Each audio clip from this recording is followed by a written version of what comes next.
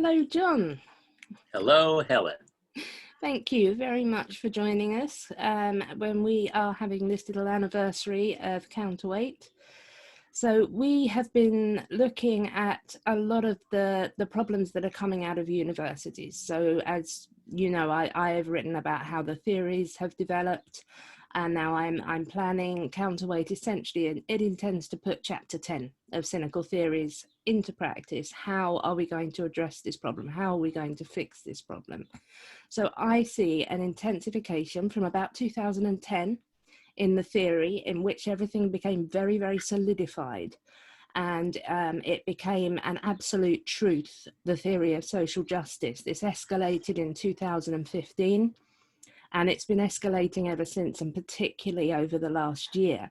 Now, I've looked at the theories. People have criticised me for only looking at the theories and not the wider social and psychological aspects. I think you can help with that.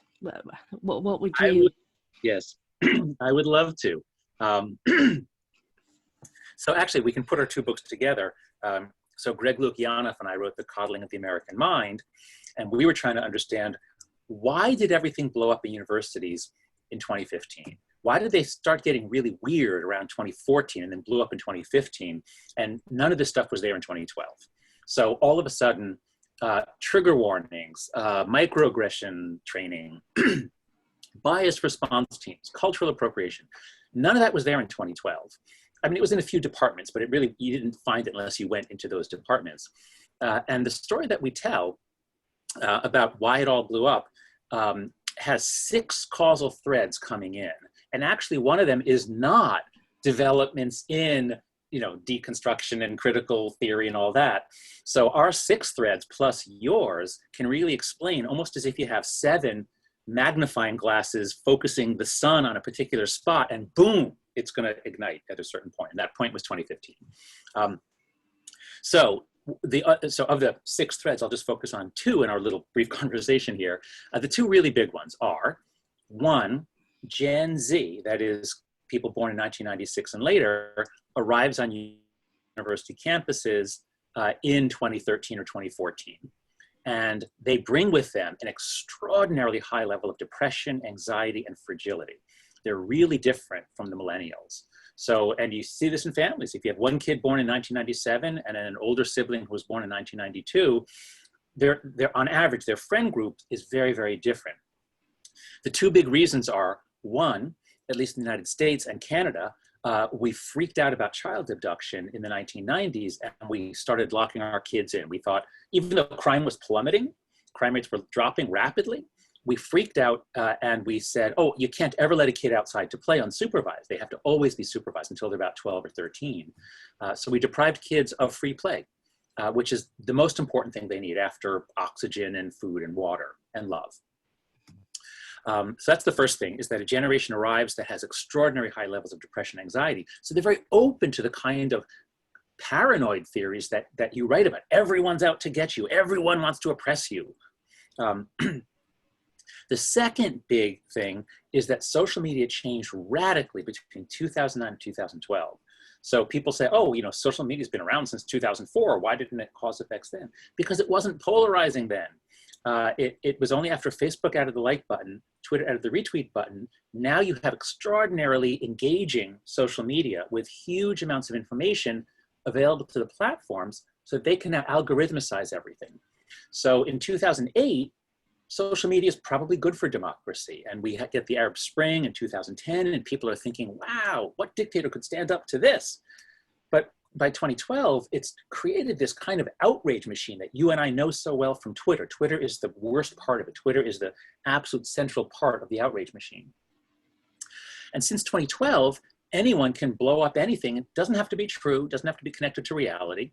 So everyone's walking on eggshells. Students are afraid of other students, professors are afraid of students, administrators are afraid of students, at least on campus. And now we have everyone's afraid of primarily the young woke employees. They're the ones who are most likely to take something out of context and use it against you. So once Gen Z began to graduate from college around 2018 actually is when they graduate, that is actually exactly when we see this flood of wokeness and this paranoia and this everything, we're a company that has a lot of competition. We make a product, but everything is now about race and gender, and not about actually serving our customers. So this sort of Frankenstein monster first emerged on university campuses, but it began to march off and take over everything. Does that fit with, I know that fits with many parts of your book. I'm just on the first couple chapters. I'm loving it. But what do you think? Yeah, I think that makes sense, because it's what's confusing to me, and what I keep trying to inspire Generation Z to do, Gen Z, is to we understand each other. Well, it is to actually recognize this as the old guard. So at the moment, leading the charge in the whole sort of racial anti-racism ideas at the moment are those of Robin DiAngelo. Now, DiAngelo, I think, is 64. So I think she is. But most of these professors, these academics, are Generation X. The people who are producing this stuff, they are very much older. And my hope has been that Generation Z will look at this nonsense and think, this is outdated. This has had its day, and rebel against it. But as you point out, that isn't happening. They have been raised by this generation. There's that sense of, I think there's been a disorder being produced among young people, which was looking for something to attach itself to. So White Fragility first came out in 2011. But the book, which came out, I think in 2018 or 19, was the one that took off. Same with Kendi's How to Be an Anti-Racist. Those books suddenly really escalated, even though I can see the scholarship gradually solidifying. It didn't catch on publicly and really take off until about 2015. And that does fit with your analysis of this generation coming of age. So I would add to that. I would see the scholarship, because a lot of it has been there since the 80s or 90s when this sort of reached its modern form. It is not, I wouldn't say, well, I guess it is a necessary condition. Without that, we wouldn't have what we have now. So that is a necessary condition. But one of the big things that happened between 2009 and 2012 with social media is that young people who used to get input from older people, if you just think about the sheer amount of information coming into your eyes and ears. And of course, hundreds of years ago, most of it was from older people and from very old books. In the 20th century, a lot of it is from television. But television was made by older people. So there was a lot of stuff coming in from a generation or two before. I was raised on television programs that were made by people in my parents' and grandparents' generation. But what happens between 2009 and 2012, that's exactly the period when young people go from not being on social media every day. Their inputs are overwhelmingly from other young people or from influencers. But the point is, it's almost all stuff created in the last week or two. And there's not much room for anything from older people. So even if DiAngelo and Kendi and others created the materials that got fed into the information stream, I think that since 2012, we have a symptom that we might call wisdom deprivation disorder. We have a whole generation largely cut off from anything in the 20th century or earlier. So yes, they're exposed to critical theory as it comes in, through this like telephone game so that they can hear some of the terms. But I don't think this is now being led by older people. I think we have a totally decentralized monomania. Everything is power. Everything is, power and oppression.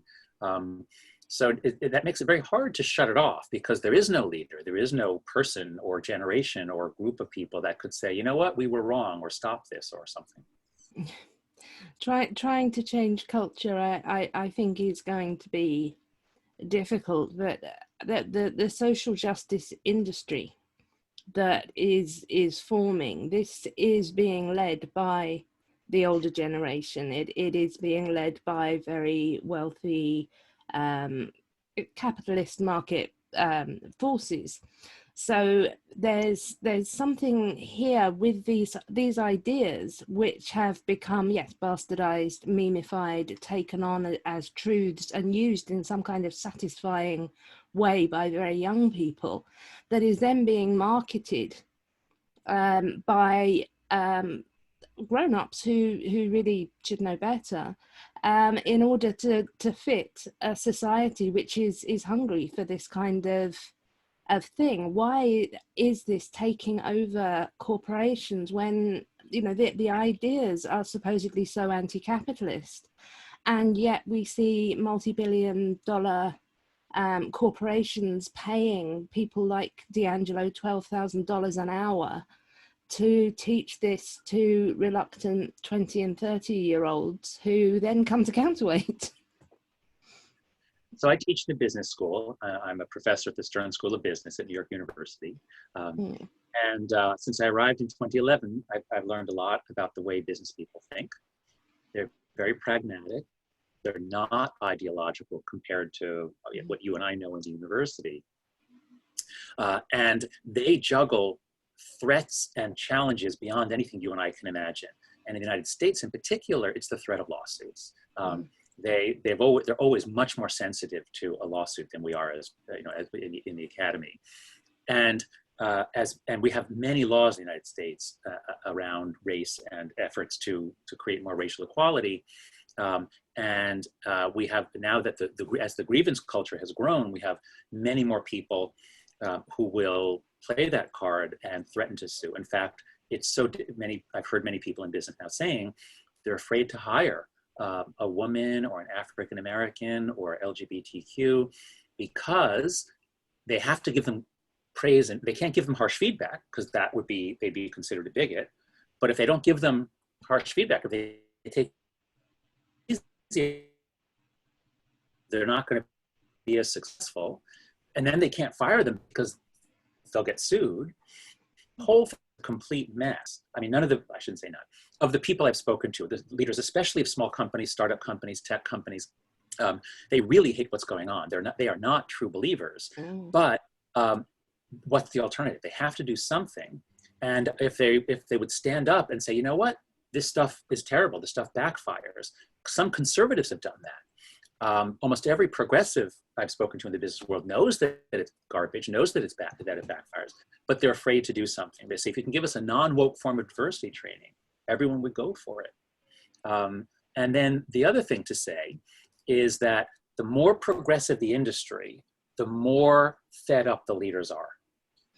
So if you look in nonprofits, especially progressive nonprofits, media, journalism, the arts, the advertising, tech, which isn't necessarily quite like the others, but the progressive knowledge work areas are overwhelmingly left.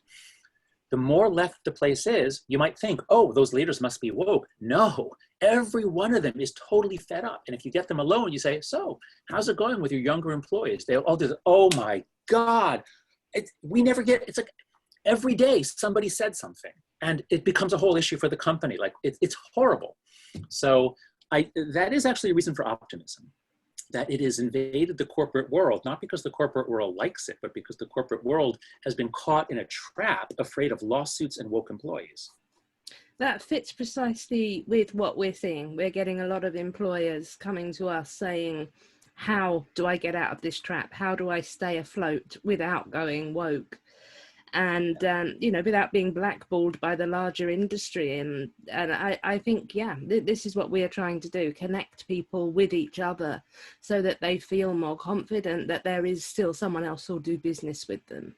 But what would you say? I mean, there's such a culture of fear now, of anxiety, of stress constantly. Our peer support team is overwhelmed by people just trying to deal with going to work. What would you say to people who are feeling intimidated and isolated in this situation? I would say first, you're not alone. Millions of people now are in the same situation. Second, it always feels incredibly painful, especially when things go public, when your reputation is being slandered and slammed. It's incredibly painful. But the circus to move on. It will pass. It's easy for me to say this as a tenured professor. I can't be fired unless I'm, caught dealing heroin or something with my undergraduate students. Almost everybody else in the world can be fired if the social justice activists turn on them. So that's why it is so important to have an organization like Counterweight. People need to know that they can stand up for what is right and that their family will not be starving and suffering. It's very important that we all come together and support the people who are maligned, who are charged, who are strung up unjustly. Kind of ironic that the whole social justice movement commits so many violations of justice, and Counterweight is there as a counterweight to that unjust movement. Oh, that's wonderful. Thank you. Thank you very much for saying so.